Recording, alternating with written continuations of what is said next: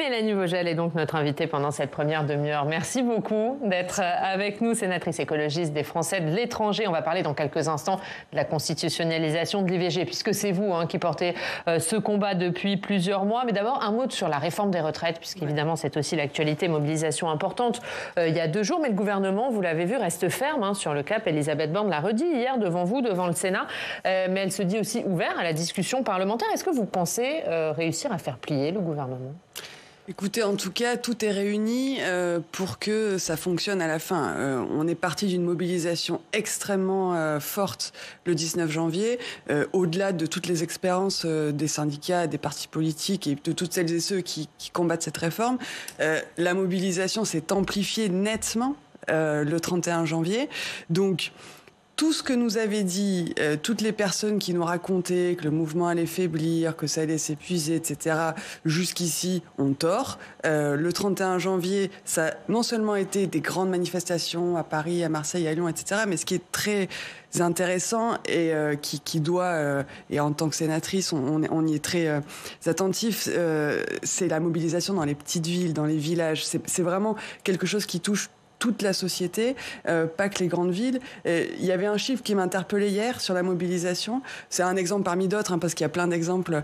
Mais la ville d'Annonay, par exemple, en Ardèche, il y a 16 000 habitants. Selon la police, 3 000 le 19 janvier, 7 000 selon la police le 31. Donc un habitant sur 2 à Annonay est descendu dans la rue pour lutter contre la réforme des retraites. C'est la ville dont Olivier Dussopt était maire. Je crois que ça dit quelque chose sur l'ampleur à travers la société entière de la mobilisation. Donc, si le gouvernement persiste, je vois pas comment on va pas vers un conflit qui s'amplifie et qui, à la fin, va avoir raison de l'entêtement du gouvernement. Oui. On va parler de l'actualité du Sénat, évidemment, oui. Actualité. Hier, c'est un vote qui n'était pas forcément attendu. Vous allez nous le dire, le Sénat a donc voté l'inscription de l'IVG dans la Constitution. On va voir les temps forts de cette séance et on va longuement en parler avec vous. Audrey Vietaz nous rejoint.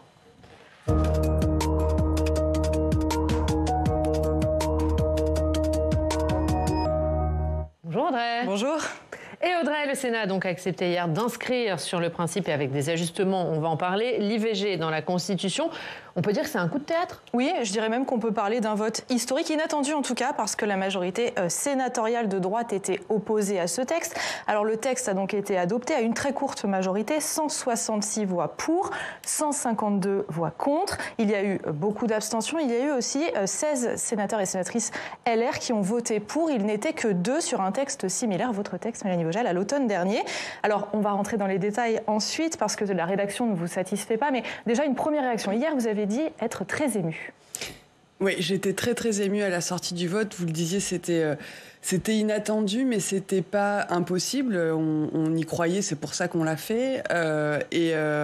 C'est ces émotions qu'on a quand on est dans un moment qu'on sait historique. Il n'y a plus de débat en France aujourd'hui sur est-ce qu'il faut inscrire le droit à l'IVG dans la Constitution. Ce débat est derrière nous. Il y a une discussion à venir sur comment on l'écrit, à quel endroit on le met dans la Constitution. C'est des discussions qui sont tout à fait légitimes, qu'on va avoir dans les mois qui viennent, mais on a remporté une bataille qui est immense et qui répond, et je voulais revenir sur ces mots qui est porté au départ, c'est les mouvements féministes qui ont porté cette réforme, qui ont porté ce combat. C'est grâce aux mouvements féministes dans la rue et aux féministes dans les institutions qu'on y est arrivé. C'est pas ma victoire, c'est la victoire des féministes en général, en France, mais aussi à travers le monde. Et je reçois beaucoup de messages de féministes partout, en Pologne, en Allemagne, etc., qui nous disent merci, parce que ça va nous donner une impulsion pour nos combats dans des pays où c'est beaucoup plus dur, immense.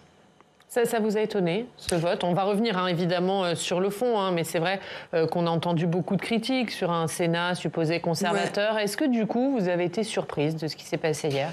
C'était pas gagné, c'était, je savais que ça allait être serré, je savais que c'était possible. Vous attendiez à un écart, parce que l'écart est serré, mais c'est quand même un écart. Je m'attendais à un écart, pour être très honnête, encore plus serré que ça. Donc finalement, je suis quand même positive, parce qu'on était 14 voix. 14 voix d'écart. Ouais. Donc, vous attendiez pas un tel écart quand même ? Moi, c'est un vote très positif, ouais. Davantage que ce que je le pensais. Et c'est effectivement une victoire à la fois politique du mouvement social, du mouvement féministe, mais c'est aussi c'est vrai, une victoire démocratique, puisque c'est une réforme qui est voulue par 86% de la population française. Le Sénat s'entêtait, contrairement à l'Assemblée nationale. Et c'est pas pour rien. Les députés sont élus directement par les électeurs. Ils ressentent beaucoup plus que les sénateurs et que les sénatrices la pression citoyenne. Et là, pour une fois, sur un sujet sur lequel d'habitude le Sénat est tellement conservateur, celui du droit des femmes, pour une fois, le Sénat arrive à être au fond en dialogue, en cohérence avec ce que demande la société. Et ça, c'est une victoire, au-delà d'être une victoire féministe, c'est une victoire démocratique. Alors, ça n'a pas été facile. Même hier, non. Audrey, la séance a été tendue. Rarement des batailles féministes faciles. C'est souvent le cas sur les sujets sociétaux comme celui-ci. Mais hier, encore plus, parce que le texte était inscrit dans une niche parlementaire, la niche des socialistes. Il y a donc un timing très précis. À 20h45, tout est fini, qu'on ait voté ou non. Alors, quand l'heure a commencé à avancer, évidemment, les esprits ont commencé à s'échauffer. Encore plus quand plusieurs sénateurs centristes ou les Républicains ont demandé à prendre la parole alors qu'ils s'étaient déjà exprimés. Autant vous dire que ça n'a pas plu à la sénatrice PS Laurence Rossignol qui a dénoncé une tentative d'obstruction. On va l'écouter et dans la foulée, on écoute la réponse de Loïc Hervé, sénateur centriste directement visé.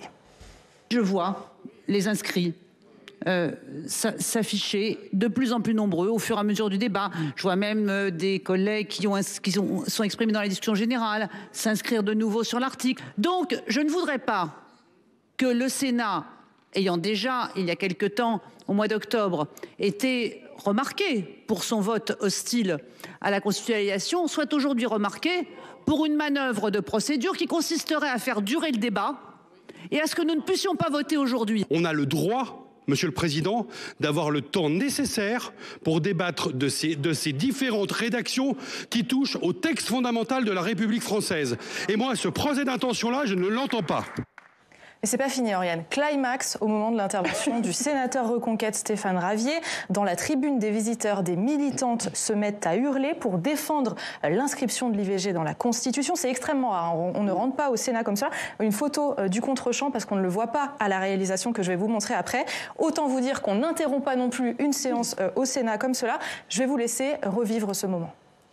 Pourquoi cette proposition ? Pourquoi cette obsession de la gauche ? La principale raison, la frustration politique. La loi de dépénalisation de 1975. Tout de suite, donnez-moi la parole tout de suite. La séance est suspendue. Huissier, évacuez la tribune. Évacuez la tribune. Si jeune. Donc on le voit, suspension de séance. Vous étiez hier dans l'hémicycle. C'est possible de nous dire un petit mot sur l'ambiance et puis qui a invité finalement ces militantes ? Alors, je ne sais pas qui a invité ces militantes. Et c'est vrai que ça n'arrive pas souvent au Sénat.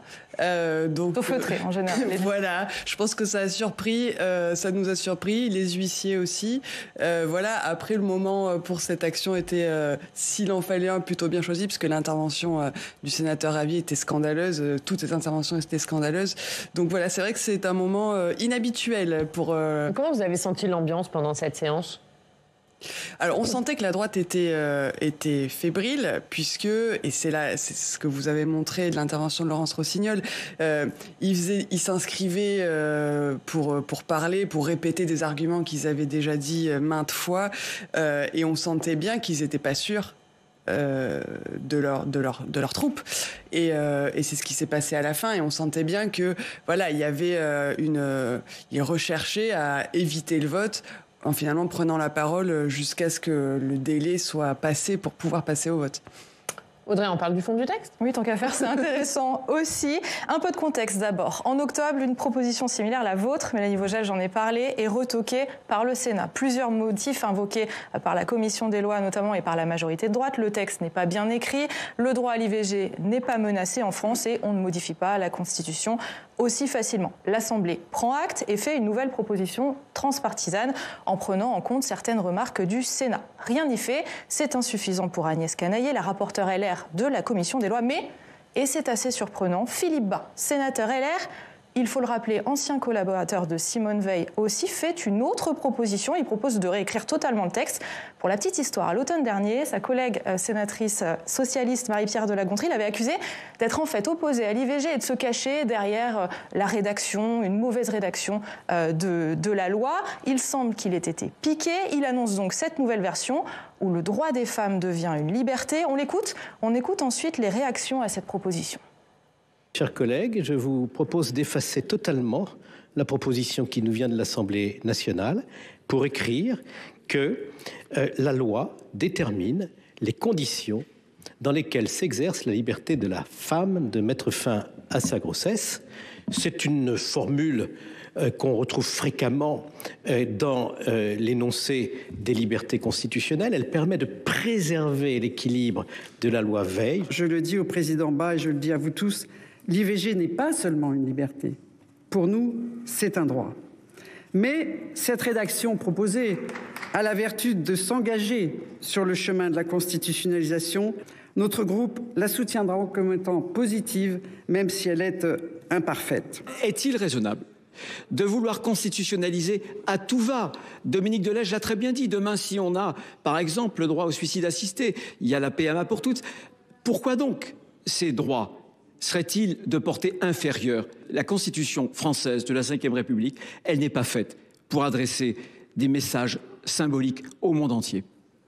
Alors là, je pense qu'il faut s'arrêter 5 minutes. Philippe Bas est donc soutenu par la gauche, prête au compromis et désavoué par son propre président de groupe et par la Commission. C'est finalement son texte qui est adopté à 14 voix près, on l'a dit au début de cette chronique. Un texte qui a divisé les LR, Mélanie Vogel. Oui, un texte qui a effectivement divisé les LR parce que... manifestement, il n'y a pas uniquement dans la majorité sénatoriale républicaine des personnes attachées à systématiquement s'opposer à toutes les avancées sociales voulues par la société française. Voilà, il y en a 16 qui voulaient quand même essayer de répondre à cette attente, donc je m'en félicite. La formulation, vous l'avez dit, c'est pas la mienne. Elle n'est pas parfaite, elle n'est pas aussi protectrice que ce qu'on voudrait, parce qu'au fond, je ne veux pas faire un cours de droit constitutionnel, mais pour bien comprendre, la formulation de Philippe Bas, elle entérine, excusez-moi, ce qu'on sait depuis de nombreuses années, qui est que il est du domaine de la loi de pouvoir légiférer sur l'avortement et elle laisse énormément de liberté aux législateurs pour déterminer les conditions. Et puis, elle parle de liberté et non pas de droit. Et il y a une différence importante juridique, c'est qu'un droit, ça implique que l'État vous doit quelque chose pour que vous puissiez accéder à ce droit, alors qu'une liberté, elle est inhérente à votre personne et au fond, on vous doit juste de ne pas vous empêcher de l'exercer. Donc c'est très différent. Néanmoins, c'est un chemin. C'est un chemin et dans la majorité qu'on a, c'était hier soir le seul chemin possible pour faire avancer ce combat. C'est pour ça qu'on l'a soutenu. Vous avez hésité quand même ? On a discuté longuement de la meilleure stratégie et je crois qu'à bien des égards, et je l'ai dit hier dans l'hémicycle aussi, c'est une situation qui était au fond un peu similaire à ce qui s'est passé en 1974 quand on a dû voter la loi Veil. La loi Veil n'était pas la loi que voulait la gauche. C'était pas la loi que voulaient les féministes. Elle n'allait pas assez loin. Il y avait que 10 semaines. C'était pas remboursé. Il y avait la clause de détresse. Il y avait pas le délit d'entrave. Bref, c'était pas la loi qu'on voulait. D'ailleurs, on l'a beaucoup améliorée depuis. Néanmoins, à un moment donné, ça a été le compromis, le seul possible. Je dis pas que celui-là est le seul possible. Il faut l'améliorer. Mais à un moment donné, c'était ce qu'il fallait faire en tant que féministe pour que le combat puisse un jour aboutir. Et c'est ça qu'on a fait hier, c'est prendre nos responsabilités pour dire voilà, c'est ça qu'on peut avoir aujourd'hui, on le prend pour que demain on puisse aboutir. On va justement parler de la suite du texte. Qu'est-ce qui va se passer maintenant? Audrey, il retourne à l'Assemblée? Oui, parce que les versions du Sénat et de l'Assemblée sont maintenant différentes. On dit que c'est non conforme, alors la navette continue. Mais il y a un point sur lequel je voulais insister, c'est qu'il y a une différence quand c'est le Parlement qui propose un texte ou quand c'est le gouvernement. Si c'est une initiative de l'Assemblée ou du Sénat, il faut ensuite entériner cela par un référendum, demander leur avis aux Français. Si c'est le gouvernement, pas besoin. Et en fait, beaucoup de parlementaires, je pense que vous en faites partie, Mélanie Vogel, demandent à ce que le gouvernement s'empare et propose un texte pour éviter un référendum qui pourrait diviser la société ou ne pas parler des bonnes questions. Ça a donné lieu hier à une passe d'armes avec Philippe Bas, encore lui. Écoutez-le. Monsieur le garde des Sceaux, vous avez dit tout à l'heure, rappelant une formule célèbre, qu'il ne fallait toucher à la Constitution que d'une main tremblante, les vôtres sont restés dans vos poches. Et il me semble qu'on aurait tout de même intérêt, puisque vous critiquez un certain nombre de rédactions, à voir celles que le gouvernement pourrait nous soumettre après avis du Conseil d'État. Est-ce que vous pensez que l'adoption de ce texte au Sénat peut mettre la pression sur le gouvernement pour qu'il propose un texte ? Incontestablement. Il y a maintenant plus de débat sur le fait que le Parlement en France, ces deux chambres, veut inscrire le droit à l'IVG dans la Constitution. Il y a un débat sur comment le faire. Et comment faire pour que ce soit vraiment protecteur, c'est-à-dire pour que ça permette que si le législateur veut attaquer le droit à l'avortement, le Conseil constitutionnel puisse l'en empêcher. C'est pour ça qu'on veut le faire. C'est pas pour faire joli, ni pour envoyer un message symbolique au monde. Maintenant, on sait très bien que pour plusieurs raisons, le chemin du projet de loi est le meilleur chemin. Tout d'abord parce que, vous l'avez dit, ça permet d'éviter le référendum. Personne ne veut un référendum sur la question.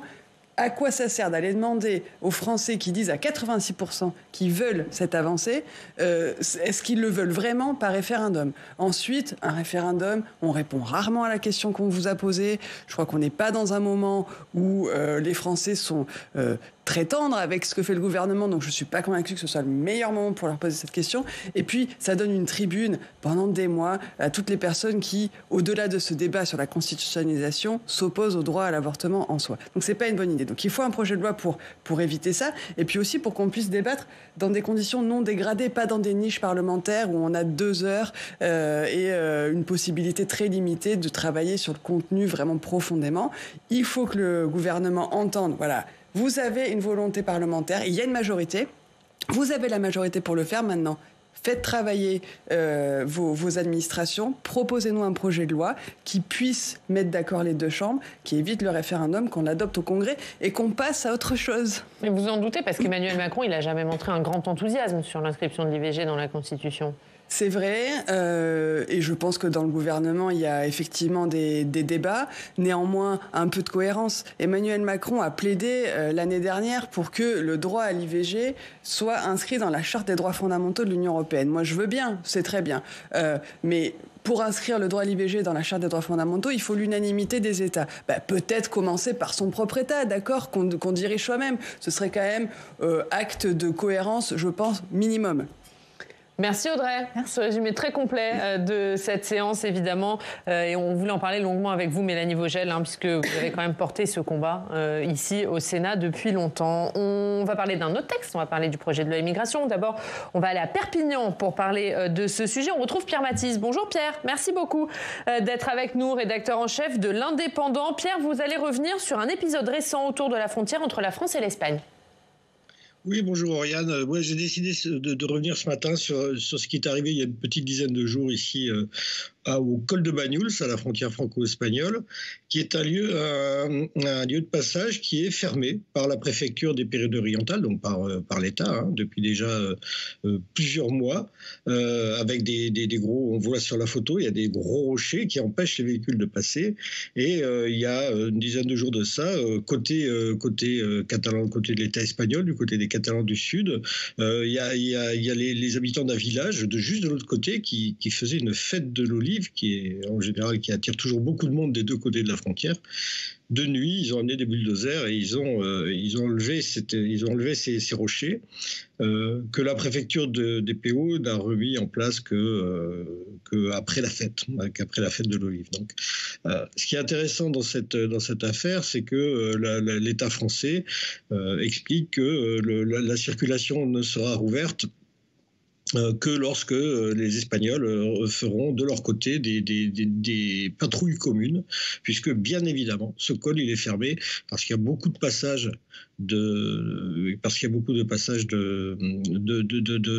d'émigrés clandestins, enfin de clandestins qui viennent évidemment du Maghreb, qui remontent à travers l'Espagne et qui passent là passe ailleurs aussi.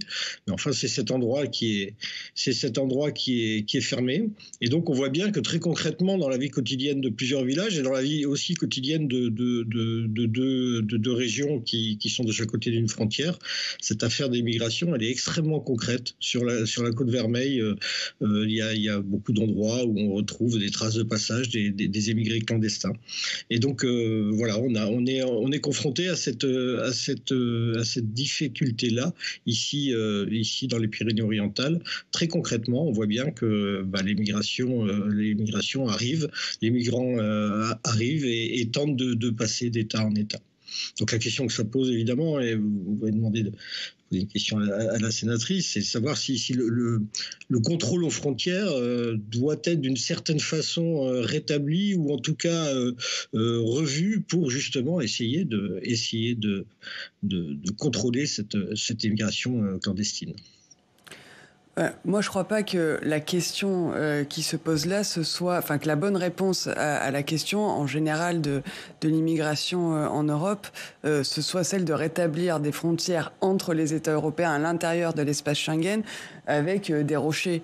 Je veux dire, ça n'a jamais empêché personne de traverser une frontière, d'accord, ça ne fonctionne pas. On voit bien d'ailleurs que cette politique, c'est symbolique de mettre des rochers sur la route. Les gens passent à côté des rochers. Mais elle embête en plus les habitants des deux côtés de la frontière.